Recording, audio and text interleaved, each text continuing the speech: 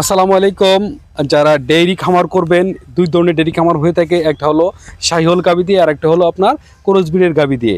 তো যারা শাহিওয়াল করবেন তাদের উদ্দেশ্য ভিডিও করা। অনেকে আমাকে বলছিল আমাকে শাহিওয়াল গাভীর একটা ডেইরি খামারের একটা চিত্র তুলে ধরবেন আমাদের মধ্যে। আমি তুলে ধরার চেষ্টা করতেছি অল্প সময়ের মধ্যে, যেহেতু সময় সংকীর্ণ। সেটা হচ্ছে যে শাহিওয়ালের ক্ষেত্রে যদি আপনি ডেইরি করেন, এক্ষেত্রে খুবই একটা দুধ দিবে না, বাট এটা দুধ দিবে 7 থেকে 8 লিটার মতো হাই। তো এদের কাছে যে বাচ্চাটা পাবেন, বকনা হোক বা ছাড় হোক, এগুলার মার্কেটে অনেক ভ্যালু, অনেক চাহিদা শাহিওয়াল। কারণ এটার রং হচ্ছে অনেক লাল, ঠিক আছে। খামারিদের বা কুরবানি যারা করেন তাদের কাছে খুবই প্রিয়।